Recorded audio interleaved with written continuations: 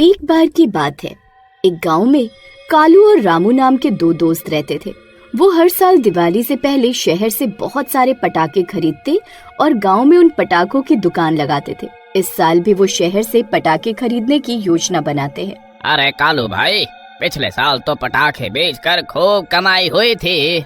बस इस साल भी उतनी कमाई हो जाए तो मजा आ जाएगा। अरे लेकिन रामू भाई, सुनने में आया है कि इस साल सरकार ने पटाखे बनाने और बेचने पर रोक लगा दी है। हाँ भाई, सुना तो मैंने भी है, लेकिन सरकार की मानता कौन है। अरे हम कल दिल्ली चलते हैं, वहाँ हमें कहीं ना कहीं पटाखे मिल ही जाएंगे। फिर वो रात की बस पकड़कर दिल्ली पहुंच जाते हैं और बाजार में पटाखे की तलाश करना शुरू कर देते हैं। अरे यार, ये तो गड़बड़ हो गई। अरे रामू, अगर हमें पटाखे नहीं मिले तो इस साल तो बड़ा नुकसान हो जाएगा भाई। याद है पिछले साल हमने 10 दिनों में पटाखे बेचकर 5 लाख रुपए कमाए थे। हाँ भाई, अच्छे से याद है, लेकिन अब इस साल पटाखे कहाँ से लाए? चल सामने वाली दुकान पर पता करते हैं। फिर वो दोनों सामने वाली दुकान की ओर जाते हैं। अरे भाई, हमें पटाखे खरीदने हैं, मिल जाएंगे क्या? अरे नहीं भाई, पटाखे बेचने पर सरकार चालान काट रही है, पटाखे नहीं है। अरे डरो नहीं, हमें 2 लाख रुपए के पटाखे खरीदने हैं। पिछले साल के पटाखे कहीं छुपाए हैं तो बताओ, हम सारे खरीद लेंगे। यहाँ से जाता आया बताऊं तुझे अभी। चल भाग यहाँ से, कोई पटाखा वटाखा नहीं है, चलो निकलो।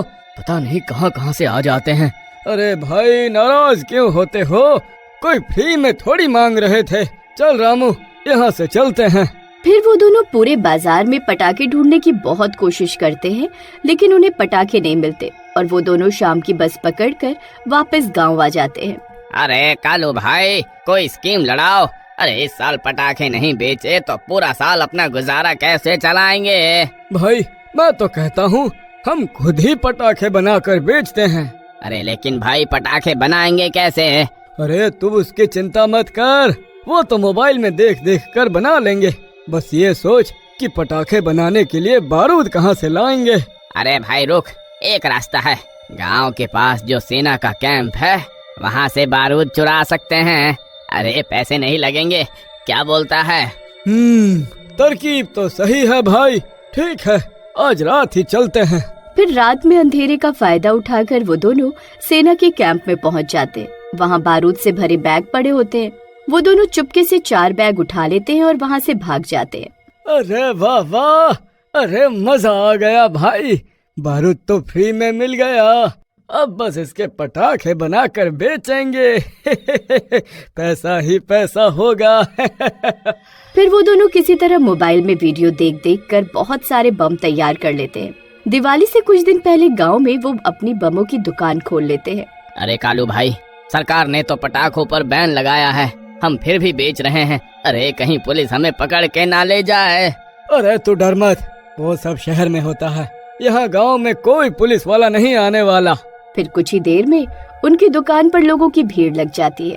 आओ आओ, एक के साथ एक फ्री, एक अनार खरीदो दूसरा मुफ्त में पाओ। आओ आओ आओ आओ। अरे भाई, मैंने तो सुना था इस साल पटाखों पर सरकार ने बैन लगा दिया है। फिर तुम्हें ये पटाखे कहाँ से मिले भाई? अरे भाई, हमने सरकार से स्पेशल परमिशन ली है, तुम उसकी चिंता मत करो।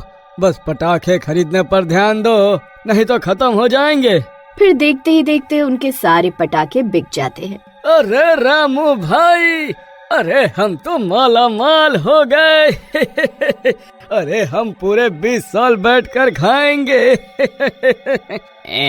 कालू भाई, मुझे तो बस एक ही चिंता खाई जा रही है। अरे अब तुझे किस बात की चिंता है भाई? देख, हमने कितने सारे पैसे कमा लिए हैं, अब चिंता की कोई बात नहीं है। अरे भाई, ये जो पटाखे हमने बेचे हैं, ये ठीक ढंग से चल तो जाएंगे ना? कहीं किसी के हाथ में ही ना फट जाए।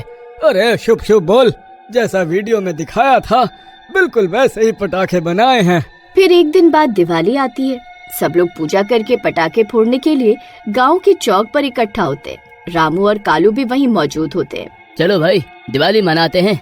सब लोग अपने अपने पटाखे निकाल लो, सबसे पहले रॉकेट जलाएंगे। फिर गांव वाले कोल्ड ड्रिंक की बोतल में 5 रॉकेट लाइन से रख देते हैं। अरे वाह वाह रामू भाई, देख हमारे बनाए हुए पटाखे जलने। फिर जैसे ही गांव वाले रॉकेट में आग लगाते हैं, वो रॉकेट ऊपर जाने की बजाय नीचे ही फट जाते हैं और बहुत तेज धमाका होता है। अरे ये 9 मीटर रॉकेट तो नीचे ही फट गए। अरे उस कमबख्त दुकान वाले ने तो कहा था ये रॉकेट बहुत ऊपर जाकर फटेगा। अरे मेरा तो हाथ ही जल गया भाई। अरे कालू भाई, अरे ये तो गड़बड़ हो गई। अरे जल्द निकलो यहाँ से, इन गांव वालों ने हमें देख लिए तो हमारी शामत आ जाएगी। अरे कोई बात नहीं भाई, कोई दूसरा पटाखा जलाओ। फिर गांव वाले एक साथ 5 अनार रखकर उनमें आग लगाते हैं। अनार शुरू में तो सही जलता है, लेकिन तभी उनमें बहुत बड़ा विस्फोट हो जाता है। विस्फोट इतना बड़ा होता है कि गांव वाले बहुत दूर जाकर गिरते हैं। अरे मर गए। अरे ये 9 मीटर दुकान वालों ने पटाखों की जगह कौन सा एटम बम बनाकर बेच दिया है भाई।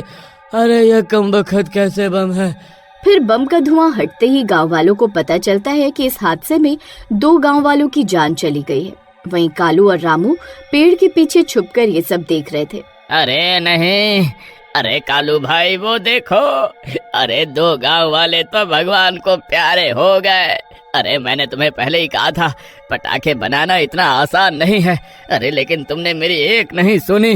फिर कालू और रामू वहाँ से भाग जाते हैं और एक खाली पड़े घर में घुसकर अंदर से दरवाजा बंद कर लेते हैं।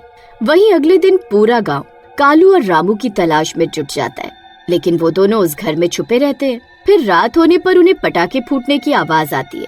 अरे ये इतनी रात गए पटाखे कौन फोड़ रहा है। फिर वो दोनों खिड़की से झांक कर बाहर देखते हैं तो बाहर 2 भूत पटाखे फोड़ रहे होते हैं। भूत? अरे मुझे तो लगा था भूत सिर्फ कहानियों में होते हैं।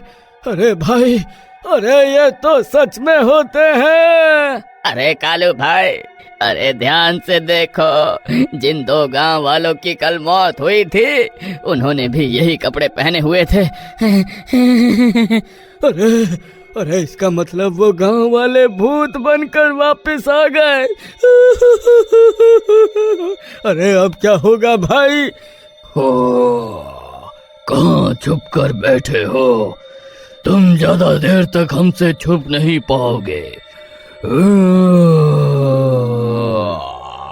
फिर वो दोनों भूत रामू और कालू को सूंघते सूंघते उनके घर की खिड़की पर पहुंच जाते हैं।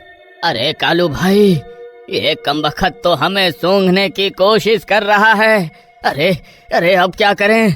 फिर भूत बहुत सारे रॉकेट खिड़की पर रखता है और उन्हें आग लगा देता है। सारे रॉकेट उनके घर के अंदर जाकर फटने लगते हैं। कालू और रामू इधर उधर भागने लगते हैं। अरे मर गए रे। अरे 9 मीटर भूत ये क्या कर रहा है? हमें रॉकेट से उड़ाना चाहता है क्या? अरे आई मम्मी, अरे मर गए रे। अरे अब क्या करे भाई? अरे लगता है हमें बाहर जाना पड़ेगा, नहीं तो हम यहीं मर जाएंगे। तभी पटाखों की वजह से घर के अंदर आग लग जाती है। वो इधर उधर भागने लगते हैं। अरे कालू भाई, जल्दी घर से बाहर निकलो, नहीं तो हम यहीं जलकर राख हो जाएंगे। फिर उन्हें मजबूरन घर से बाहर आना पड़ता है। तभी पटाखों का शोर शराबा सुनकर गांव वाले भी वहां इकट्ठा हो जाते हैं। उन भूतों को वहां देखकर सब गांव वाले भी चौंक जाते हैं। फिर कालू और रामू दोनों भूतों के पैर पकड़ लेते हैं। तुम्हारे नकली पटाखों की वजह से हमारी जान गई है, अब मरने के लिए तैयार हो जाओ। अरे भूत जी, अरे हमें माफ कर दो, ये सब हमारी वजह से हुआ है। हमें पटाखे बनाने नहीं आते थे, हमने पैसे कमाने के लालच में ऐसा किया था, लेकिन हमें ये नहीं पता था कि पटाखे गलत तरीके से फट जाएंगे। ये हमने जानबूझकर नहीं किया। हाँ भूत जी, हम किसी की जान नहीं लेना चाहते थे, हमें माफ कर दो। हम आगे से कोई गलत काम नहीं करेंगे, हम सीधे तरीके से मेहनत करके पैसे कमाएंगे। भूत जी, हम आपको वचन देते हैं, आपके परिवार की देखभाल आज से हम दोनों मिलकर करेंगे। बस हमें एक मौका दे दीजिए। अब तो हम मर चुके हैं, इसलिए अपने परिवार की देखभाल नहीं कर सकते। ठीक है, अब से तुम दोनों उनकी देखभाल करना, अगर कोई गड़बड़ की तो वापिस आ जाएंगे। फिर इतना बोलकर वो दोनों भूत वहाँ से चले जाते हैं। फिर रामू और कालू मेहनत करके पैसा कमाते हैं और उनके परिवारों की देखभाल करते हैं और सब ठीक हो जाता है।